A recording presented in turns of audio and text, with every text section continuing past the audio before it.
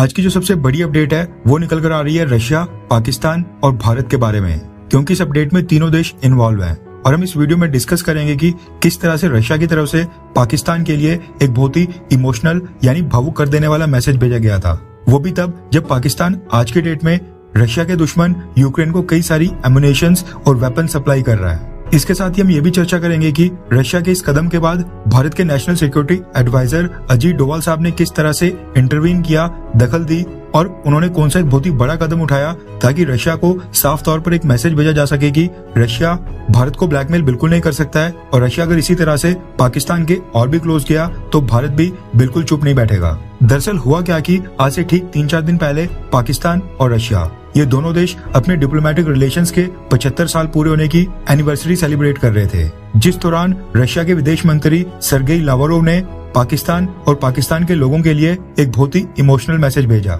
ये जो वीडियो संदेश रशिया की तरफ से आया था, इसमें रशिया के विदेश मंत्री सर्गेई लावरोव ने कहा कि हम इस बात से पूरी तरह से वाकिफ हैं कि पाकिस्तान के लोग रशिया और प्रेसिडेंट व्लादिमीर पुतिन के प्रति बहुत ही सम्मान का भाव रखते हैं, यानी पाकिस्तान के लोग प्रेसिडेंट पुतिन की काफी रिस्पेक्ट करते हैं। हम उनकी इस भावना का काफी सम्मान करते हैं और जो पिछले 75 सालों से पाकिस्तान और रशिया के संबंध बहुत ही अलग अलग दौर से गुजरे हैं, इस चीज को भी जानते हैं। लेकिन अब रशिया पाकिस्तान के साथ अपने संबंध बढ़ाने की बहुत ही इच्छा रखता है, पाकिस्तान के साथ अपने संबंधों को और मजबूत करना चाहता है। इसके साथ ही सर्गेई लावरोव ने यह भी दिखाया कि पाकिस्तान और रशिया के बहुत ही ऐतिहासिक संबंध है और 1980 के दशक में कराची में जो पाकिस्तान की उस समय की सबसे बड़ी स्टील मिल्स, उसमें सोवियत यूनियन के एक्सपर्ट्स ने बहुत ही महत्वपूर्ण भूमिका निभाई थी। इसके साथ ही सर्गेई लावरोव ने यहाँ पर एक बहुत ही हैरान कर देने वाली स्टेटमेंट दी कि रशिया पाकिस्तान के साथ मिलकर जो आज के टाइम का डेमोक्रेटिक मल्टीपोलर वर्ल्ड है उसको शेप करने का काम करेगा और जो पाकिस्तान आज की डेट में यूनाइटेड नेशंस और जो यूएन की एजेंसीज हैं उनमें जो कंट्रीब्यूशन दे रहा है, सर्गेई लावरोव ने उसकी भी कई सारी तारीफें की। इसके साथ सर्गेई लावरोव ने यह भी कहा कि रशिया पाकिस्तान के साथ मिलकर एससीओ संगठन में और भी एक्टिव इन्वॉल्वमेंट चाहता है और पाकिस्तान के साथ और भी क्लोज टाइज चाहता है और रशिया चाहता है कि पाकिस्तान ग्रेटर यूरेशिया में और भी ज्यादा मजबूत होकर मल्टीलेटरल लेवल के ऊपर कोऑपरेट करे।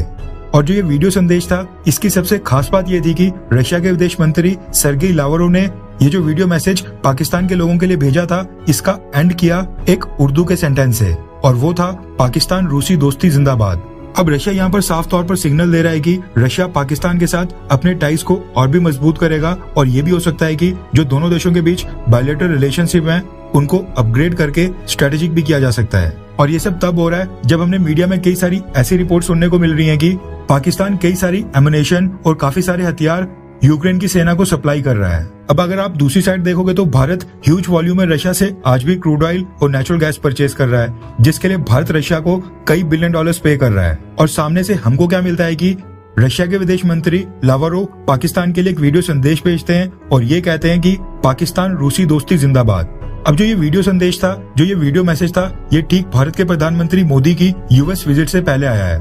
और एक्सपर्ट्स का कहना है कि ये साफ तौर पर भारत के लिए मैसेज था कि भारत अमेरिका के और भी क्लोज नहीं जाए और भारत अमेरिका के साथ और भी डिफेंस डील साइन ना करे, वरना बदले में रशिया भी पाकिस्तान के साथ अपने संबंधों को और भी मजबूत करता रहेगा। और रशिया न सिर्फ पाकिस्तान के साथ अपने टाइज को क्लोज करेगा, बल्कि कल को रशिया और पाकिस्तान के बीच कई सारी डिफेंस वेपन्स की डील्स भी हो सकती हैं और साथ में जो रशिया और पाकिस्तान है ये आपस में मिलिट्री एक्सरसाइजेस भी कर सकते हैं। क्योंकि यहाँ पर हम साफ तौर पर देख सकते हैं कि सर्गेई लावरोव ने पाकिस्तान को लेकर जो भी बातें बोली हैं वो पूरी तरह से बेसलेस हैं। पूरी दुनिया में एक डेमोक्रेटिक और मल्टीपोलर वर्ल्ड में पाकिस्तान का तो कोई स्थान ही नहीं है और पाकिस्तान के अंदर वही होता है जो वहाँ की मिलिट्री चाहती है। और जहाँ तक बात है ग्रेटर यूरेशिया की, तो उसमें भी पाकिस्तान का कोई रोल नहीं है। अब जब रशिया पाकिस्तान के साथ अपने ब्रोमांस को दिखा रहा था, अब ऑब्वियस सी बात है कि भारत को भी कुछ न कुछ तो करना ही था और भारत ने ठीक 3-4 दिन के अंदर ही, जब ये वीडियो संदेश रशिया की तरफ से पाकिस्तान के लोगों के लिए जारी किया गया था, उसके जस्ट 3 से 4 दिन के अंदर ही भारत ने रशिया को साफ तौर पर एक मैसेज भेज दिया है और ये मैसेज भेजने के लिए भारत ने यूक्रेन का यूज किया है। यानी ये कहना गलत नहीं होगा कि रशिया को एक मैसेज देने के लिए भारत ने यहाँ पर यूक्रेन कार्ड को खेला है। रेफरेंस के लिए आपकी स्क्रीन के ऊपर डेक्कन हेराल्ड के आर्टिकल का स्क्रीनशॉट होगा, जिसके मुताबिक जो भारत के एनएसए हैं, यानी भारत के national security adviser Ajit Doval sir ने यूक्रेन के एनएसए जो यूक्रेनियन प्रेसिडेंट व्लादिमीर ज़ेलेंस्की के काफी क्लोज हैं, उनके साथ फोन कॉल के ऊपर बातचीत की और रशिया को साफ तौर पर सिग्नल दिया कि अगर रशिया पाकिस्तान के साथ अपने टाइज को अपग्रेड करता है तो फिर भारत भी यूक्रेन के और भी क्लोज आएगा और यूक्रेन को सपोर्ट करेगा। और ये कॉल रशिया की स्टेटमेंट के ठीक 3 दिनों के बाद आई है। रिपोर्ट्स के मुताबिक भारत के national security adviser Ajit Doval sir और यूक्रेनियन प्रेसिडेंट व्लादिमीर ज़ेलेंस्की के टॉप एड एंड्रीनी येरमाक, इन दोनों ने आपस में फोन कॉल के ऊपर डिस्कशन की और आपस में काफी सारे इश्यूज के ऊपर चर्चा की। अभी जो दोनों देशों के बीच फोन कॉल हुई है, इसको लेकर कहा जा रहा है कि यूक्रेन के प्रेसिडेंट व्लादिमीर ज़ेलेंस्की जब G7 के समिट में प्रधानमंत्री मोदी से मिले थे, तब ज़ेलेंस्की ने प्रधानमंत्री मोदी के सामने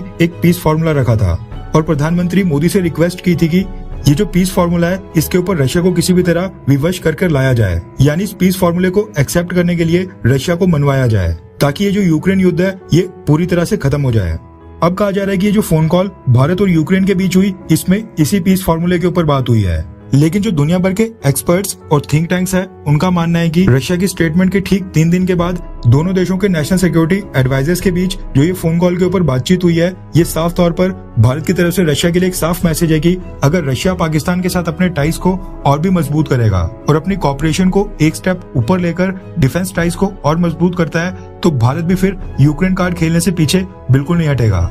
यानी भारत रशिया के हाथों ब्लैकमेल बिल्कुल नहीं होगा।